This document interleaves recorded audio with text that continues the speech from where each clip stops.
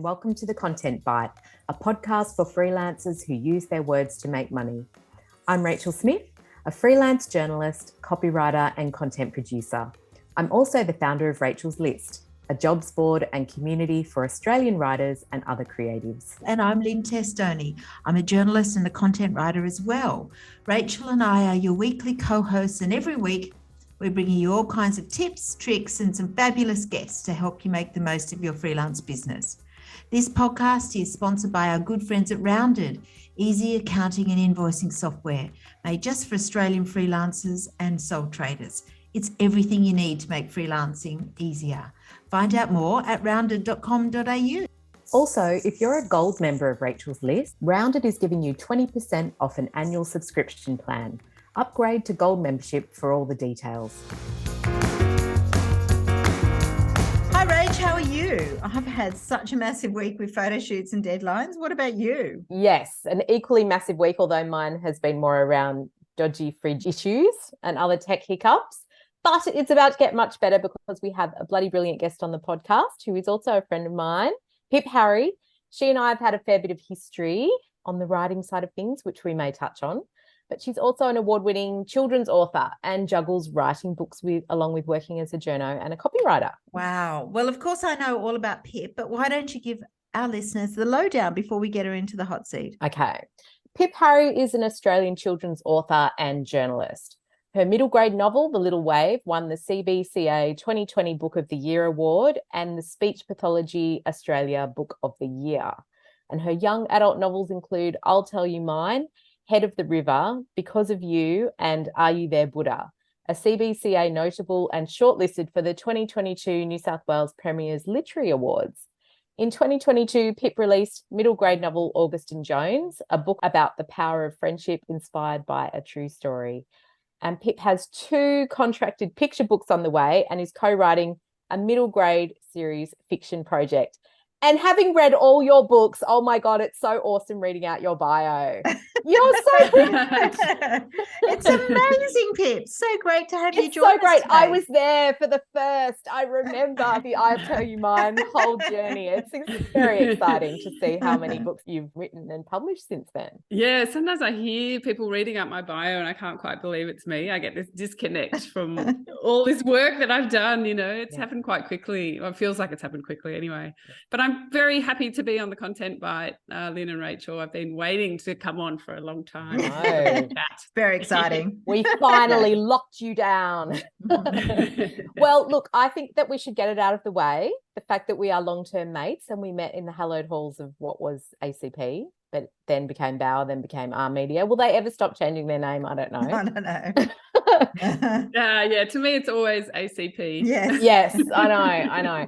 But some people listening may know that Pip and I also co-wrote a secret advice column called Reality Chick before we were outed by a journalist in Queensland. Oh, no. And then we wrote a sex book based on the column. That was fun. Those were fun times, weren't they, Rach? That was. Do you remember we got in those red capes and did that photo shoot? God, yes. And it's so weird to think about. I still have some of the books on my shelf, actually. And but the website is no longer for various reasons. And only the very luckiest people have a copy of our book because it's now out of print. But I know that you've said to me you think that's a good thing as it's very dated and it's not the kind of book you want your YA audience to hunt down. Well, I was thinking about it. I think my audience is more sort of Judy Blume and not so much Sex and the City anymore. But yeah, funny, our book was called Get Lucky. So, all those lucky people who have a copy. Yes, that's right. Those were great days. We used to write that weekly column for NW magazine and, it was giving advice to the lovelorn and feeling like we were really helping them with their love lives. Yeah. It was great fun. It was really fun. And we kind of, when we co-wrote that book, we each did a chapter, didn't we? And then we'd swap the chapters and kind of edit each other. So it became this really seamless thing. Look, it's a book I'm quite proud of, actually. I really loved doing it. But we are not here to talk about sex and giving advice to the lovelorn. We're here to talk about you and your brilliant career and the secrets to becoming a successful author. But I know it wasn't an easy ride because I just read your blog post last week. I know it wasn't an easy ride, but also you wrote a blog post about failing your way to success. So maybe start with that, a bit of the failure side of things. Yeah, I am really upfront about failure and rejection and setbacks in my career. Even though now I'm published, I think I've just signed my sort of 9th or 10th traditional publishing deal. It still is a career that's marked by, you know, setbacks. It's just a really tough industry. So I'll tell you how it all came about. I wrote a book in my early 20s that was really middle grade. It was for 8 to 12-year-olds, and the main character was about 12. And I got an agent way back when I used to have to write to agents on paper, and then they sent you rejections on, like, you know, letterhead typed out. So I didn't get a deal for that book, and I was, you know, really young, and the rejection really stung. So I didn't write for a really long time, and I went into being a, you know, a full-time journalist, a magazine writer, an editor. But in the back of my mind, I always wanted to go back to writing, and particularly writing for children and young adults. So I went back to uni. I went to UTS to study at night.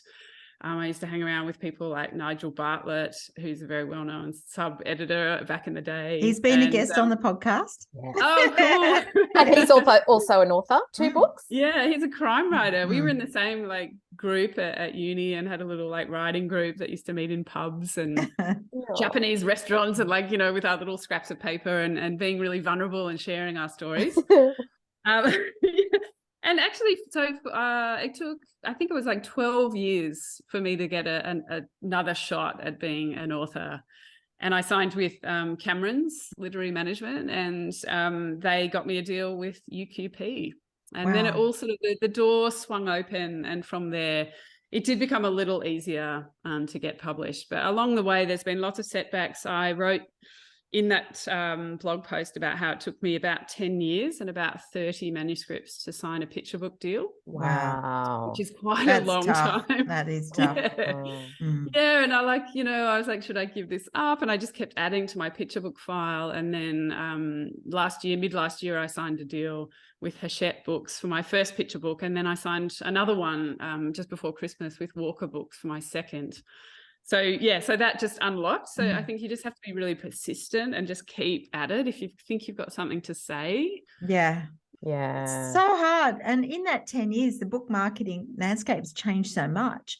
I mean, because I think Rachel talked about Book Talk, which I don't really know about. So I presume it's a TikTok friend, so you can tell us about that. I know about Goodreads, and there's social media. It must be so hard, all those different channels as an author to keep across. Yeah, well, I mean, I signed my sort of first deal for my first young adult novel in 2010, I think. So over the last 13 years, things have just changed dramatically. And, you know, there might have been a handful of kind of book bloggers who were maybe uploading onto their own personal websites. But now there is Book Talk, which has exploded and become this beast where books can like make it or break, you know, they can be broken there. What else is there? There's like Bookstagram, which is like Instagram sort of book community, which is also massive. And YouTube, you know, there are a lot of YouTube book bloggers who do short videos and reviews. Wow. Yeah, so those key channels you just got to know about particularly if you're writing, you know, for young people and YA particularly, they're very into it. Wow. And do you personally, are you across all of them, or do you just pick one or two? I'm not so into Book Talk, I'll be honest. I flicked through it and I like set up an account, and I think you have to sort of have a name in Book Talk to really make use of it, you know, and I think it's a bit of luck on there, as in, you know, if your book happens to make it to an influential book talker, you know, and they happen to talk about your book and then it spreads, it's a bit viral.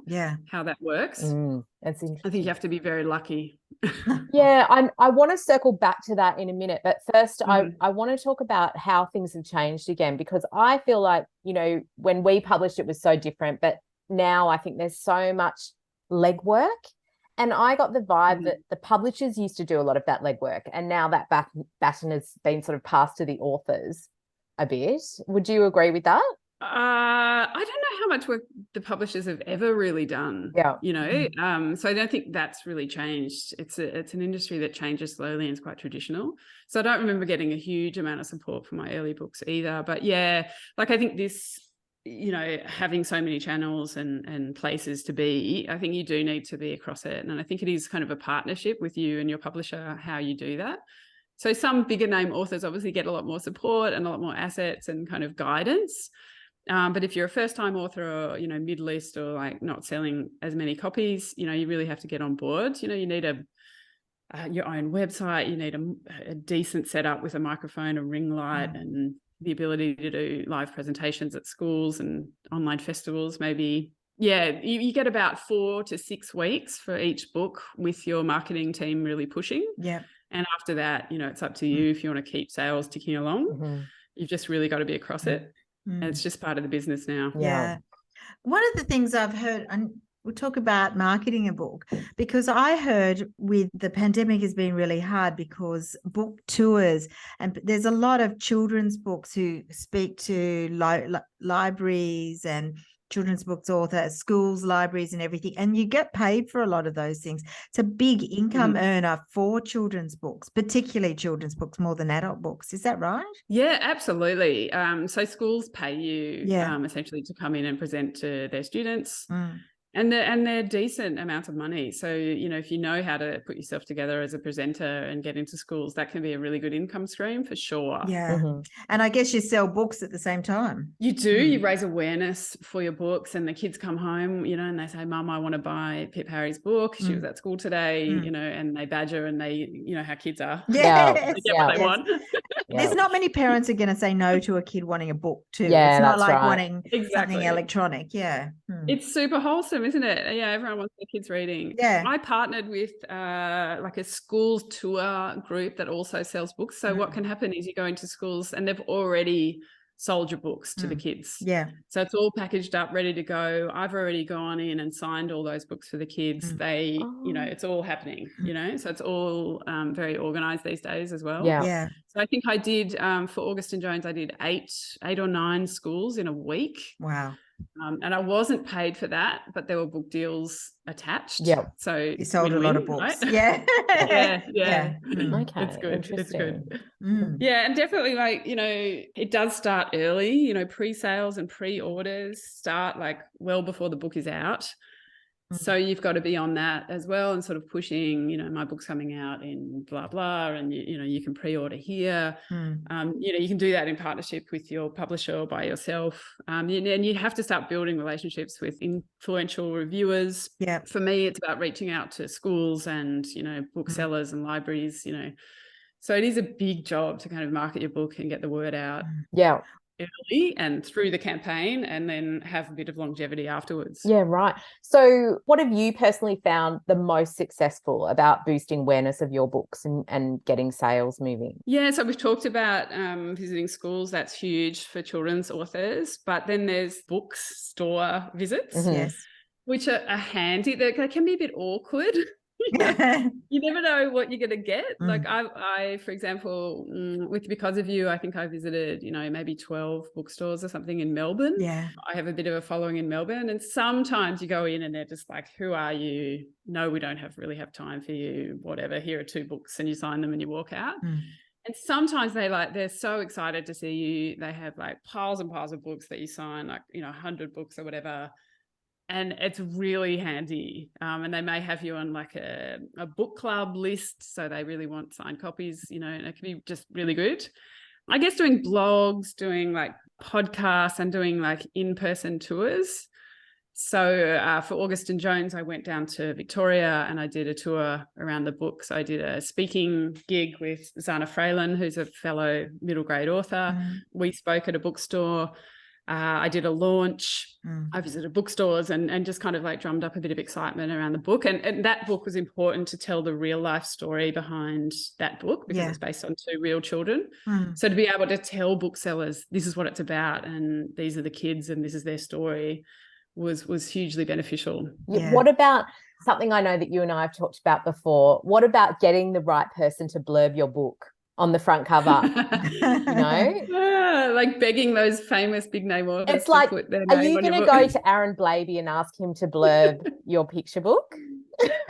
Oh my gosh, I had not thought of that until right now. You should do that. I'm writing down Aaron Blabey blurb. I don't think that picture books don't usually have blurbs. I don't think. That's true. Yeah, no, Yeah. what a bummer. But definitely in the YA middle grade space and adult books, you know, it is important to have a blurb or two.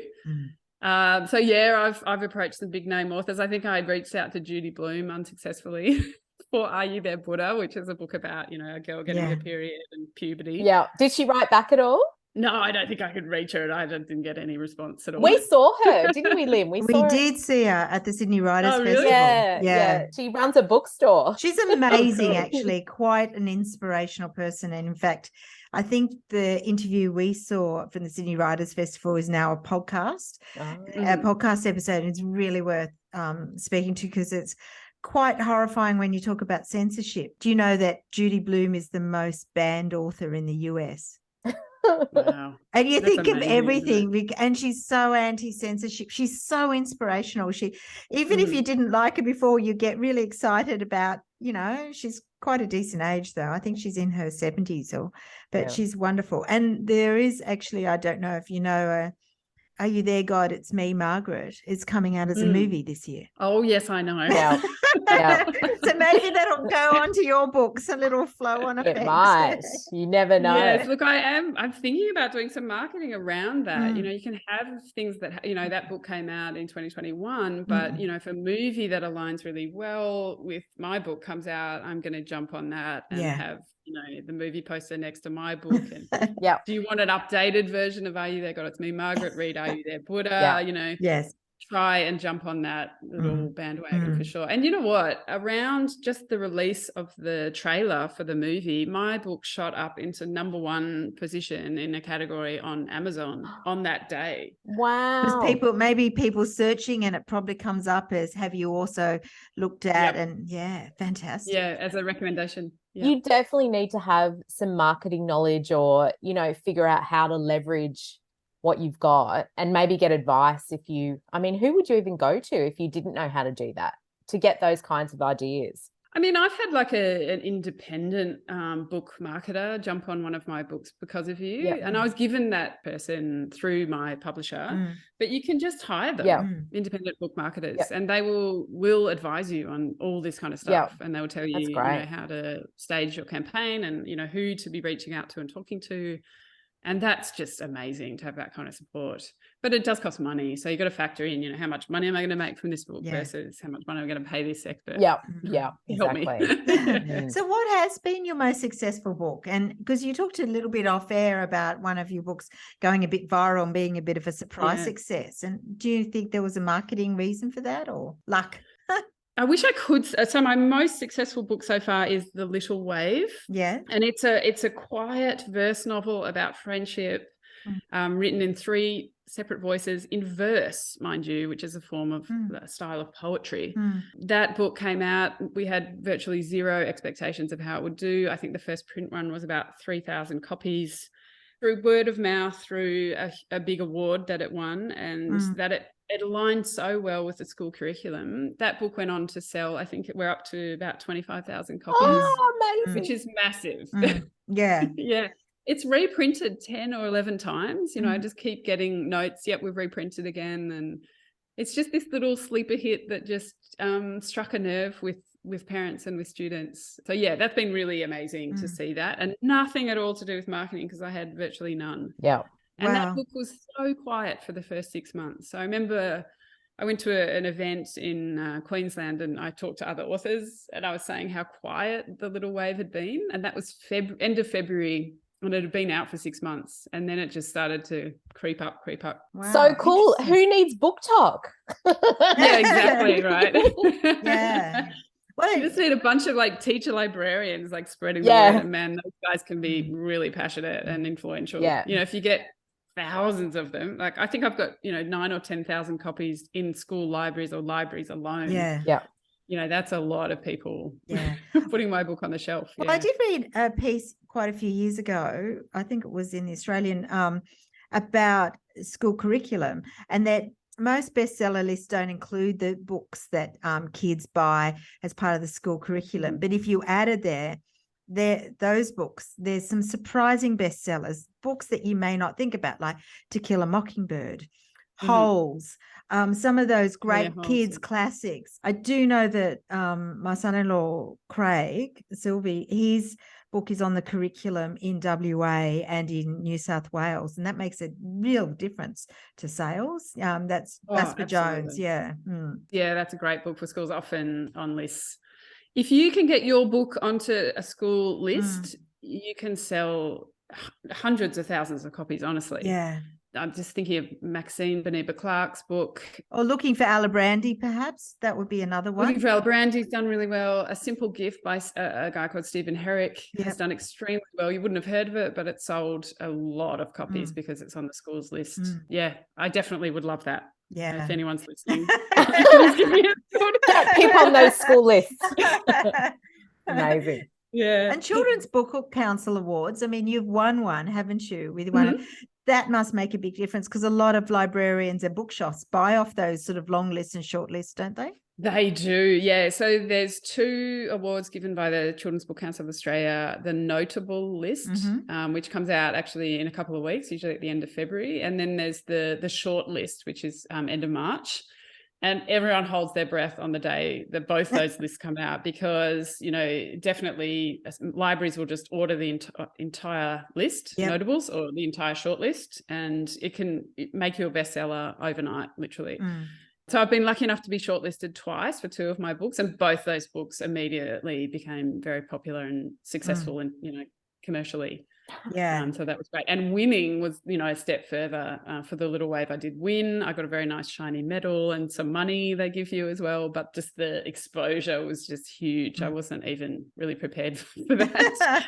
It was massive.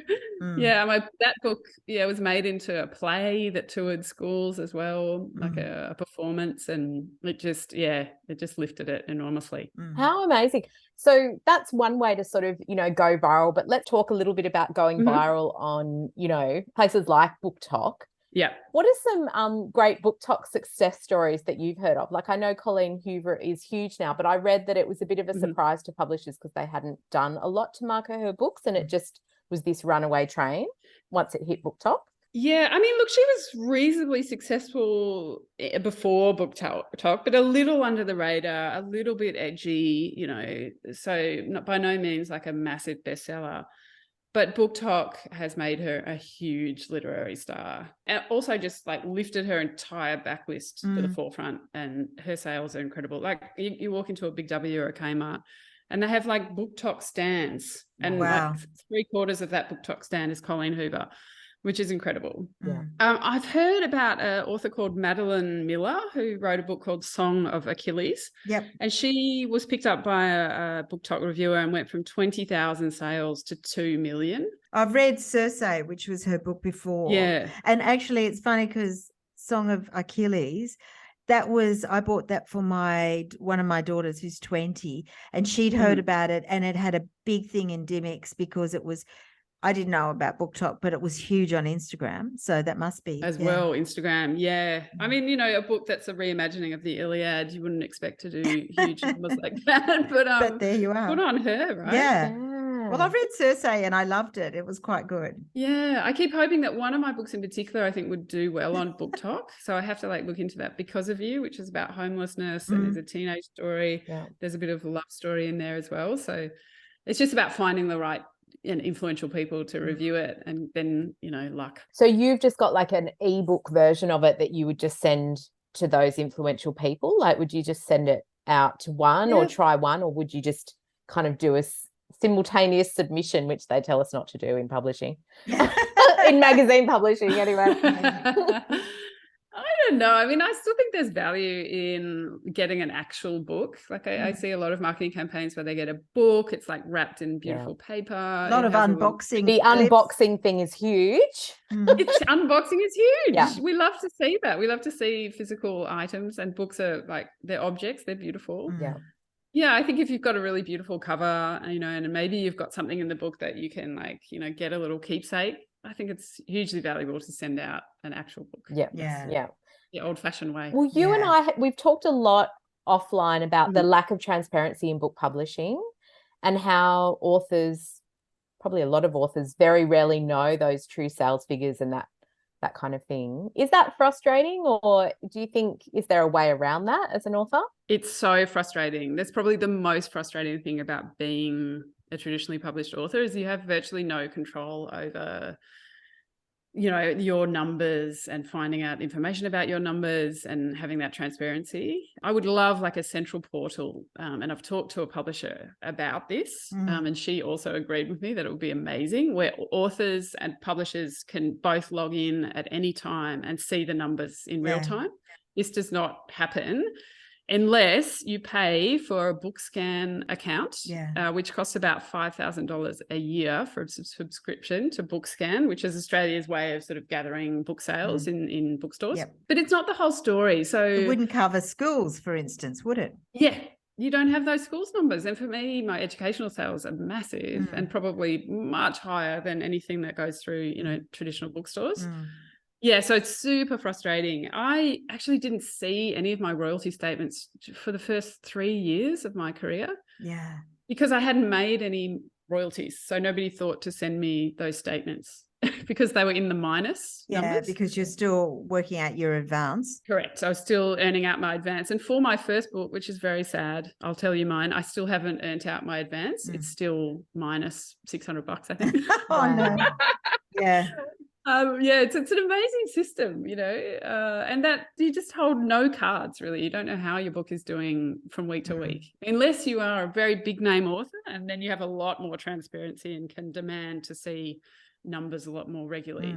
You might need those sort of things if you're negotiating film or playwrights or that sort of stuff. That's probably, those sort of authors are the ones that maybe get the transparency, so that might make a difference. Yeah, absolutely. If you get those big numbers, you know, you might find out, but I've heard that authors sometimes don't know that they've sold 50,000 copies, and they're kind of like surprised when they finally are told. That's nuts. But it's nuts, if you were to go to your publisher, can you ask for those figures? Yeah, and I do. I'm like a thorn in the side of my publishers, because I'm constantly like, I want my numbers. Can you please send them to me? And, you know, I've been quite insistent on that, even if they're not great. And sometimes, you know, I do cry about them. Shed a little tear. Yeah. No, it's fine. You know, I just want to know the raw data, you know, but some authors really don't want to know that data because it might discourage them in writing stories and the creative process. Fine. I'm just not that kind of author. I'd rather know. Yeah. That could be a key reason why some authors love the self-publishing route, because I think what you alluded to right at the beginning is that traditional publishing is quite conservative. The way they work, they're not as tech savvy. They're not as financially. There's a whole different mindset in traditional publishing. That's why I think some authors love this sort of self-publishing Amazon route, where you get all those analytics, you get all that stuff. I think that's quite reassuring for some people. Absolutely. And some really big name authors have actually gone down the self-publishing route after traditionally publishing and getting on CBCA lists and doing all those things. They just go, no, stuff it, I'm going to be an independent and bring out some of my own books. So I'm thinking of CJ Drews, who is Paper Fury on Twitter. You might have heard of her. Yeah, she's pretty big. She's got, you know, 100,000 plus followers, so she might as well have a crack. So she's brought out 2 or 3 books on her own steam, you know, and she has control over what the cover looks like and all those things. It's great, you know. Look, still on, you know, working with the publishers, I just wanted to go back to the whole social media thing and how much training they give authors, because I imagine there's a lot of authors out there that are very old school. They're just writing their books. They don't really know much about social media.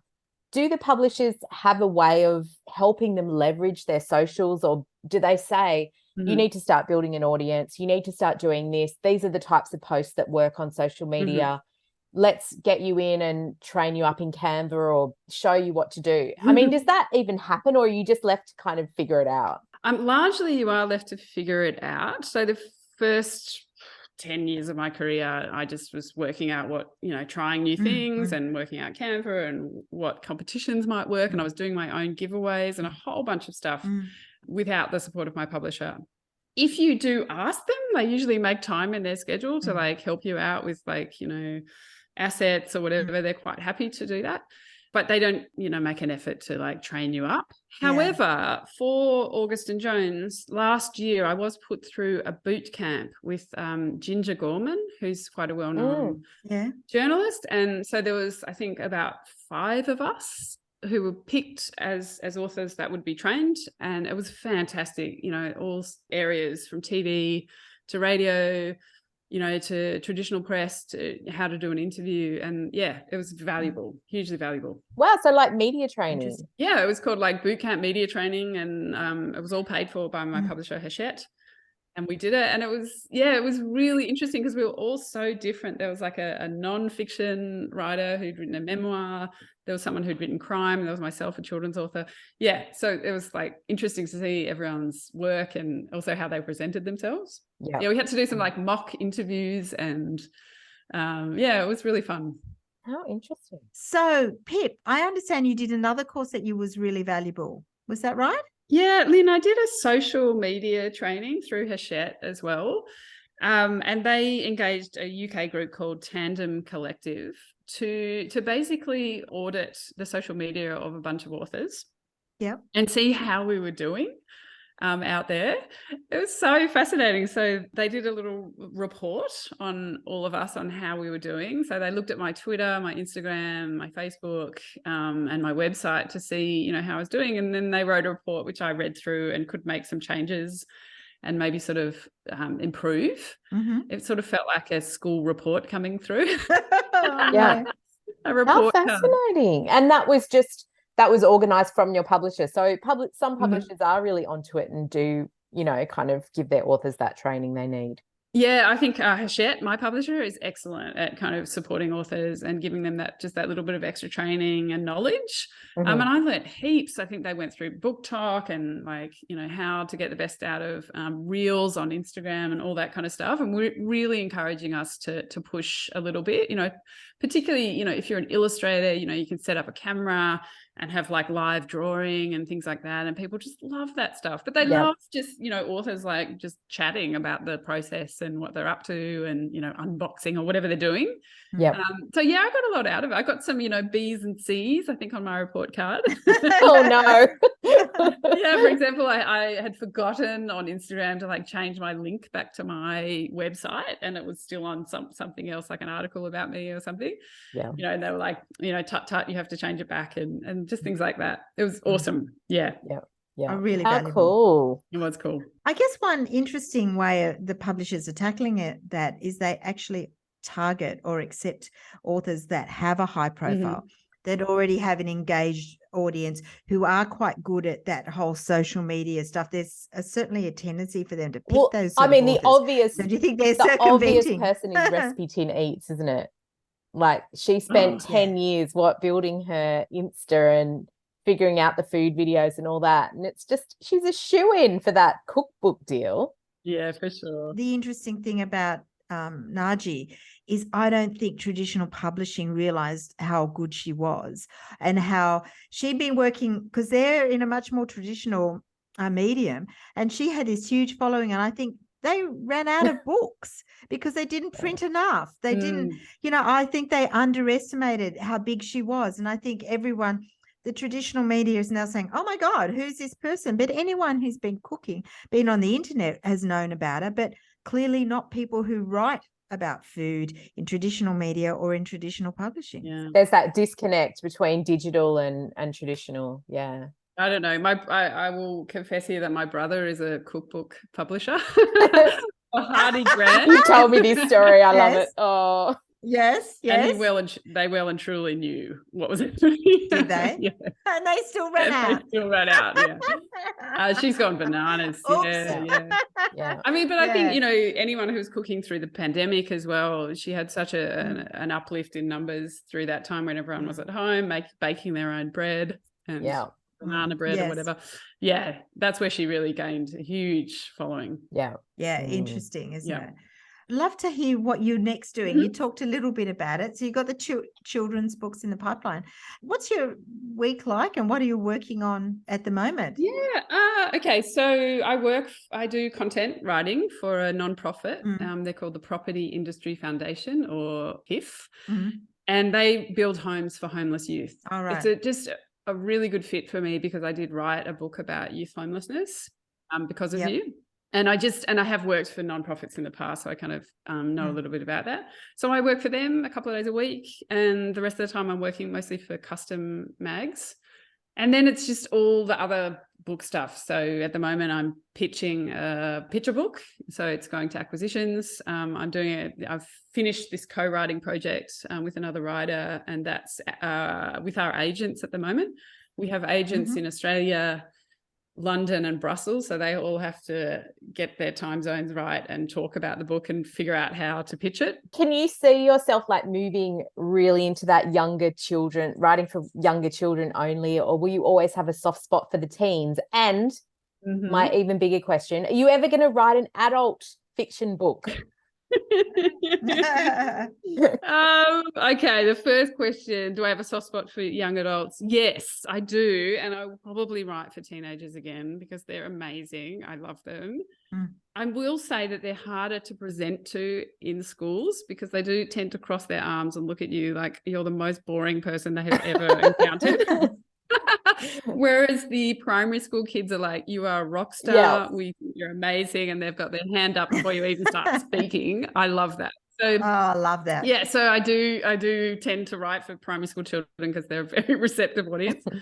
Will I write for adults? I don't have any at the moment. I don't really have a story to tell for adults, but if I do, then I will tell that story, because I think stories are like this like tapping at your shoulder or this voice in your ear.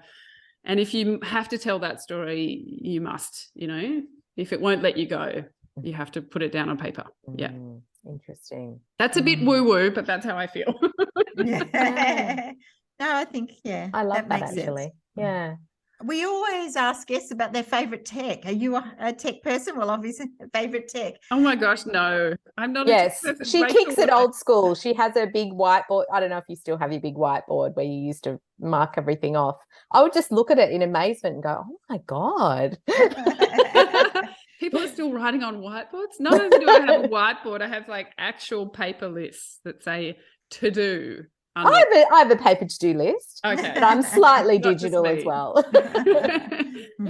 Digital, I'm a bit old school, but I've been forced to become a bit tech savvy, like I Zoom and I use Asana and Reiki content management systems through my jobs. And, I'm a bit onto it. I'm quite good at Canva too, doing a little Canva thing.